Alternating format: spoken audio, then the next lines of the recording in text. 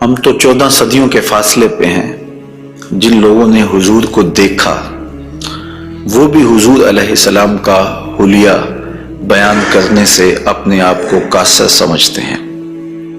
فرماتے ہیں ہمارے میں طاقت نہیں کہ ہم حضور کا حلیہ بیان فرمائیں۔ چند اصحاب نے حضور کا حلیہ بیان کیا،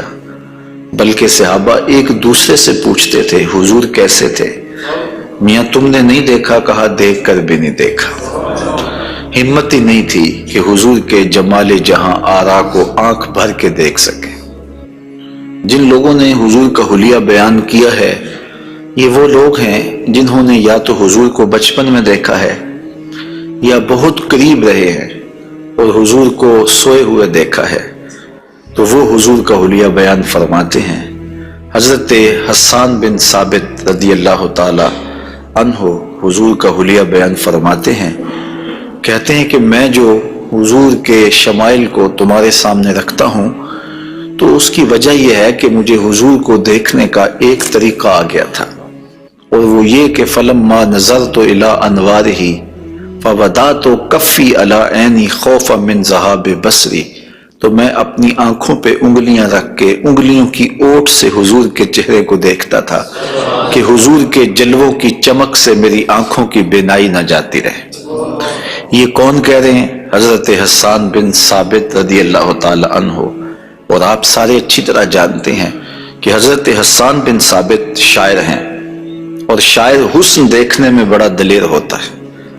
اور وہ جو شاعر ہے اور حسن دیکھنے میں دلیر ہے وہ بھی آنکھوں پہ انگلیاں رکھ کے دیکھ رہا ہے، اور ابھی یہ حسن ظاہر نہیں ہوا۔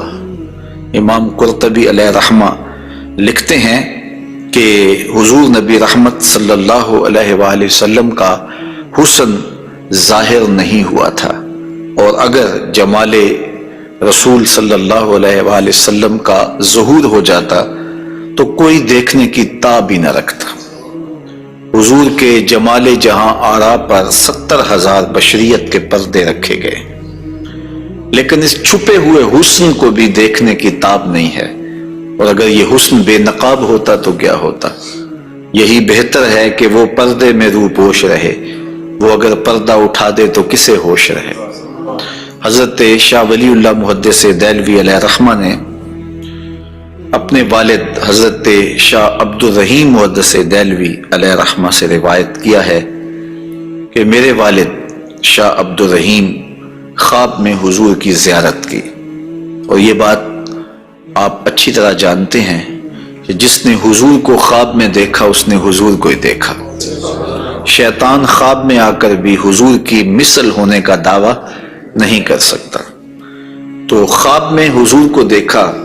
اور عرض کی یا رسول اللہ صلی اللہ علیہ وسلم، آپ نے فرمایا ہے انا املہ و اخی یوسف اسبہ، میں نمکین حسن والا ہوں اور میرا بھائی یوسف میٹھے حسن والا تھا۔ وہاں تو زنان مصر کی انگلیاں کٹ گئیں،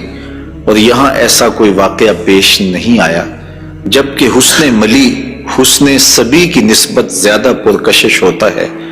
تو وہاں انگلیاں کٹ گئیں اور یہاں ایسا کوئی واقعہ پیش نہیں آیا، تو اس کی کیا وجہ ہے؟ تو حضور نے جو خواب میں جواب دیا وہ حضرت شاہ عبد الرحیم نے بیان فرمایا، اور شاہ ولی اللہ محدث دہلوی علیہ رحمہ نے در سمین میں اس کو لکھا۔ آقا کریم نے فرمایا جمالی مستور عن اعین الناس غیرۃ من اللہ، اے عبد الرحیم اللہ نے غیرت محبت کی وجہ سے میرے حسن کو لوگوں کی نظروں سے چھپا کے رکھا ہے۔ کوئی محب نہیں چاہتا کہ میرا محبوب کوئی دیکھے۔ قتیل شفائی نے کہا تھا نا، اس حد تلک بڑھ گئی ہے بے اعتمادی کہ تجھ کو تجھ سے بھی چھپانا چاہتا ہوں۔ وہ کہتا ہے میری تو آرزو یہ ہے کہ تو آئینہ بھی نہ دیکھے۔ تو محب کی غیرت ہوتی ہے کہ اس کے محبوب کو کوئی نہ دیکھے، تو کہا کہ میرے حسن کو لوگوں کی نظروں سے چھپا کے رکھا گیا ہے، اور اگر یہ حسن ظاہر کر دیا جاتا تو کوئی تاب نہ لا سکتا۔ تو یہ چھپے ہوئے حسن کا عالم ہے کہ دیکھنے والوں کو پھر بھی انگلیاں رکھ کے دیکھنا پڑتا ہے، اور اگر یہ بے نقاب ہوتا تو پھر کون تاب لا سکتا؟ مولانا حسن رضا اعلی حضرت کے برادر محترم فرماتے ہیں وہ اگر جلوہ کریں کون تماشائی ہو۔ تو یہ وہ حسن ہے کہ جو تمام کا تمام ظاہر نہیں کیا گیا اور لوگوں کی نگاہوں سے پوشیدہ رکھا گیا، لیکن وہ بشریت کے پردوں کی اوٹ سے چھن چھن کے بھی اس قدر تابع ہے کہ پوری کائنات کے اندر رنگ اسی حسن کے جھلکتے دکھائی دیتے ہیں اور ہر طرف اسی کے انوار پھیلے ہوئے نظر آتے ہیں۔ تو حضور کے حسن کا بیان، حضور کے حسن کا ذکر اگرچہ انسانی استطاعت میں نہیں ہے اور اس کے بس میں نہیں ہے، لیکن اس کے باوجود صحابہ کے دور سے لے کر آج تک لوگوں کا یہ محبوب موضوع رہا ہے کہ وہ حضور علیہ السلام کے حسن کا ذکر کر کے اپنے قلب کی تسکین کا ساماں کرتے ہیں۔ علماء نے یہ بھی لکھا ہے کہ جو شخص حضور کے حسن کو بیان کرے، لوگوں کے دلوں میں اس کے لیے پیار پیدا ہو جاتا ہے۔ آج ہر شخص چاہتا ہے کہ میں ہر دل عزیز ہو جاؤں، تو یہ سادہ سا نسخہ ہے کہ کائنات میں حضور کے حسن کے تذکرے کیا کرو، دنیا تم سے پیار کرنے لگ جائے گی، تم محبوب الخلائق بن جاؤ گے اگر تم اس محبوب دو عالم کے حسن کو لوگوں کی نظروں کے سامنے بیان کرو گے۔ انشاءاللہ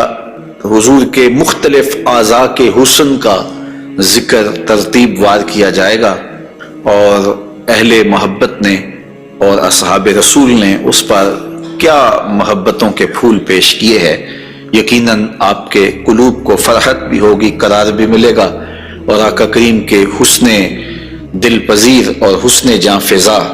کی مستیوں میں آپ کھو بھی جائیں گے۔ حضرت جابر بن سمرہ رضی اللہ تعالی عنہ فرماتے ہیں کہ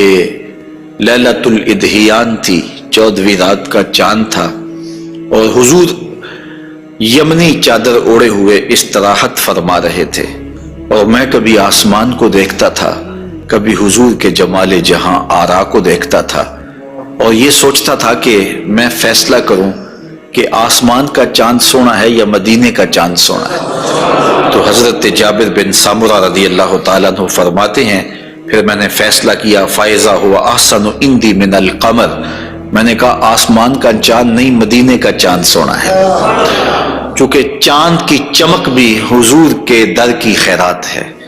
چاند کو، سورج کو، شمس و قمر کو جو روشنیاں دی گئی ہیں وہ حضور کے صدقے سے دی گئی ہیں۔ تو کائنات میں جہاں بھی اجالا ہے، جہاں بھی روشنیاں ہیں، جہاں بھی نور ہے، وہ نور حضور علیہ السلام کا ہی ظہور ہے، اور حضور کا نور ہے کہ جو کسی سے مستعار نہیں لیا ہوا، وہ حضور کا اپنا نور ہے، اپنا حسن ہے۔ علامہ بوصیری علیہ رحمہ نے کتنی خوبصورت بات کہی، منزہ عن شریک فی محاسنہ فجوہر الحسن فیہ غیر منقسم، کہ حضور اپنے محاسن میں، اپنے کمالات میں کسی شریک سے منزہ ہیں، اور آپ کا جوہر حسن جو ہے وہ غیر منقسم ہے۔ تو حضور کا حسن کسی سے مستعار نہیں لیا ہوا، بلکہ پوری کائنات کو جو حسن ملا ہے وہ حضور کی دہلیز کی عطا ہے، حضور کی چوکھٹ کی خیرات ہے۔ تو زمانہ چمک رہا ہے تو حضور کے انوار سے، اور بریلی سے آج بھی آواز آ رہی ہے، چمک تجھ سے پاتے ہیں سب پانے والے، میرا دل بھی چمکا دے چمکانے والے۔ تو ساری روشنیاں اسی دہلیز سے پھوٹتی ہیں، اسی در سے پھوٹتی ہیں، سارے اجالے اسی چوکھٹ سے نکلتے ہیں۔ اللہ نے اپنے محبوب علیہ السلام کو جو حسن دیا، جو جمال دیا، حضرت برا بن عازب رضی اللہ تعالیٰ عنہ بیان فرماتے ہیں، امام بخاری و مسلم نے اس کو روایت کیا ہے، کان رسول اللہ صلی اللہ علیہ وسلم احسن الناس وجہا،